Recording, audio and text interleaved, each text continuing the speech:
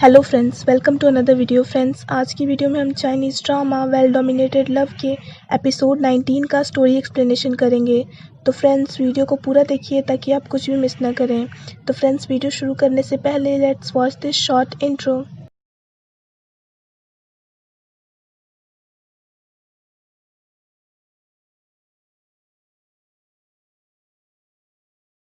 तोंगशिन जियू के साथ डिनर के लिए जाती है।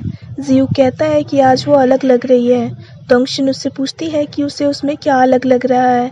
जियू कहता है कि आज वो बहुत कम खा रही है। तो वो कहती है कि उसने लिपस्टिक लगाई है तो वो ख़राब नहीं करना चाहती है उसे।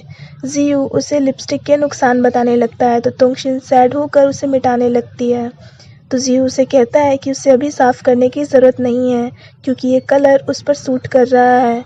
जियू उसे श्रिम्प पील करके देता है और कहता है ये उसकी तरफ से उसके लिए फ़ैन सर्विस है।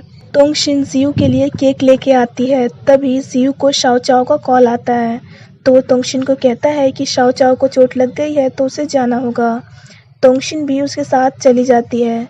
जियू को शाओ चाओ की फिक्र करता देख वो दुखी होकर उससे कहती है कि वो शाओ चाओ को हॉस्पिटल ले जाए, वो खुद ही घर चली जाएगी। तो जियू चला जाता है। जिंगजी शिंगचैन की ब्लाइंड डेट के बारे में सोचकर जेलस होने लगता है। तो वो आधी रात को युआनफैंग को उठाकर कहता है कि कल की बिजनेस डील वही संभाले क्योंकि वो वापस चिंघाई जा रहा है। शिंगचैन ब्लाइंड डेट पर होती है। जिंगजी भी उसी कैफ़े में आकर उनकी बातें सुनने लग जाता है उनके बगल वाली चेयर पर बैठ के। शिंगचैन का डेट उससे पूछता है कि उसे कैसा लड़का पसंद है। शिंगचैन जिंगजी को सुनाने के लिए कहती है कि उसके बॉयफ्रेंड को बस उसे याद रखना ज़रूरी है कि वो उसकी गर्लफ्रेंड है। तो ये सुनकर जिंगजी उसके बगल में जाके बैठ जाता है और उसके डेट को कहता है कि क्या वो ऐसी गर्लफ्रेंड चाहता है जो 24 घंटे अपनी बॉस की ही ड्यूटी पर रहे और उसके दिल में कोई और लड़का हो। तो ये सुन के शिंगचैन का डेट उससे पूछता है कि वो है कौन। तो जिंगजी कहता है कि वो वही बॉस है। तो ये सुन के वो वहाँ से उठ के चला जाता है।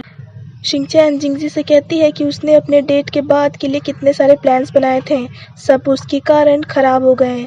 तो जिंगजी कहता है कि उसे जहाँ भी जाना है वो उसे ड्रॉप कर देगा। गाड़ी में शिंगचैन जिंगजी से पूछती है कि वो इस वक्त बिजनेस ट्रिप पे होने की जगह यहाँ क्या कर रहा है। तो वो कहता है कि वो किसी ज़रूरी काम से वापस आया है। तभी उसने उसे डेट पे देखा तो वो उस लड़की के बारे में जानने के लिए वहाँ पे रुक गया। शिंगचैन पूछती है कि कहीं वो जेलस तो नहीं हो रहा था। तो जिंगजी कहता है कि वो जेलस नहीं हो रहा था। शिंगचैन उसे उसी रेस्टोरेंट में लेके आती है जहाँ पे जिंगजी ने उसे 5 साल पहले प्रपोज किया था। शिंगचैन पूछती है कि क्या उसे ये रेस्टोरेंट याद है। जिंगजी कहता है कि उसे कुछ भी याद नहीं है। तो शिंगचैन कहती है जिंगजी ने उसे यहीं पर प्रपोज किया था 5 साल पहले। जिंगजी कहता है कि उसके लिए ये यादें हैं पर जिंगजी तो इन बातों को कब का भूल चुका है। शिंगचैन जिंगजी को कहने लगती है कि वो उन बातों को सोचकर परेशान हो रहा है जो अभी हुई ही नहीं है। जिंगजी कहता है कि लगता है शिंगचैन ने अब तक इस बारे में ठीक से सोचा नहीं है। शिंगचैन कहती है कि उसने बहुत अच्छे से सोच लिया है इस बारे में, इसीलिए वो उसे इस जगह पे लाई है ताकि वो फिर से नई शुरुआत कर सके। शिंगचैन कहती है कि भले ही वो उसे बार बार भूल जाता है पर वो फिर भी उसी के साथ रहना चाहती है। तो जिंगजी कहता है कि वो उसे भूलकर और उसे हर्ट नहीं करना चाहता है। शिंगचैन कहती है कि उसे बस एक ही बात का पछतावा है कि उसने 5 साल पहले अपने फैसले को सही समझकर उसे छोड़ क्यों दिया, और कहती है कि उनका दोबारा मिलना ये साबित करता है कि वो पहले गलत थी। जिंगजी कहता है कि वो बाद में उसके साथ रुकने के फैसले पर कहीं अफसोस तो नहीं करेगी।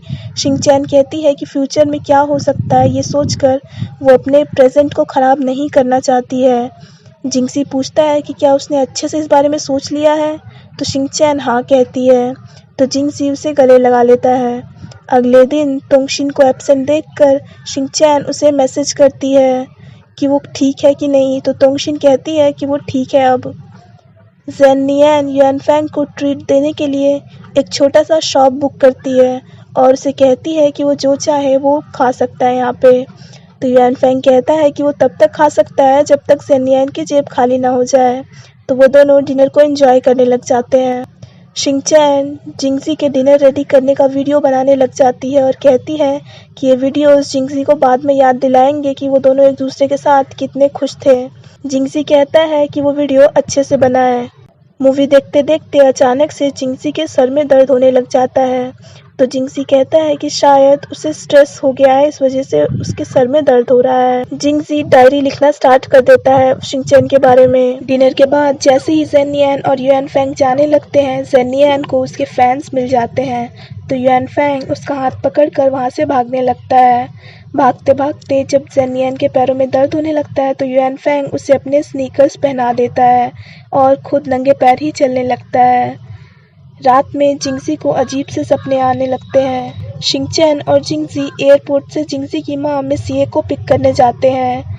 जिंगजी की माँ यानी मिस ये शिनचैन को थैंक्स कहती है कि वो उसके बेटे के साथ है, उसकी बीमारी जानने के बाद भी। शिनचैन कहती है कि क्या उससे गुस्सा नहीं है, क्योंकि कहीं ना कहीं शिनचैन के प्यार की वजह से ही जिंगजी की याददाश्त बार बार चली जाती है। तो मिस ये कहती है कि इसमें शिनचैन की कोई भी गलती नहीं है। शिनचैन पूछती है कि क्या जिंगजी के चाइल्डहुड में कुछ ट्रॉमेटिक हुआ था। तो मिस ये बताती है कि जब जिंगजी 8 साल का था तो मिस ये और जिंगजी के फादर में बहुत बड़ा झगड़ा हुआ था, जिसके कारण मिस ये ने अपने हाथ की नस काट ली थी और ये सब जिंगजी ने देख लिया था। पर बाद में जिंगजी वो सब अचानक से ही भूल गया। तो दोबारा उन लोगों ने उसे इसलिए नहीं बताया ताकि जिंगजी दुखी ना हो जाए।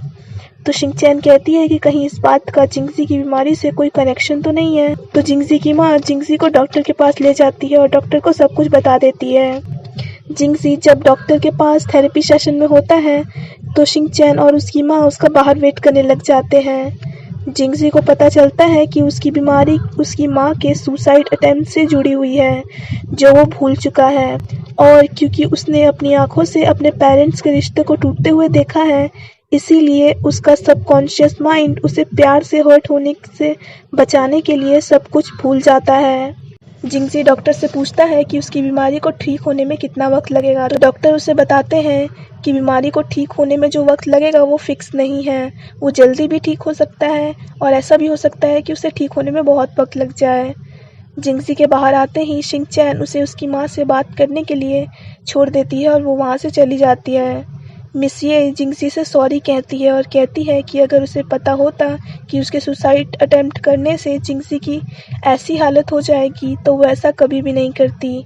जिंगजी कहता है कि इसमें उसकी कोई भी गलती नहीं है, वो तो खुद डिप्रेस थी, तो इसमें उसकी कोई भी गलती नहीं है। मिस ये कहती है कि उसे डिवोर्स के बाद जिंगजी को उसके फादर के पास छोड़ के नहीं जाना चाहिए था। जिंगजी कहता है कि पास्ट के लिए उसे खुद को ब्लेम नहीं करना चाहिए। जिंगजी को काम करता देख शिनचैन उसे आराम करने को कहती है।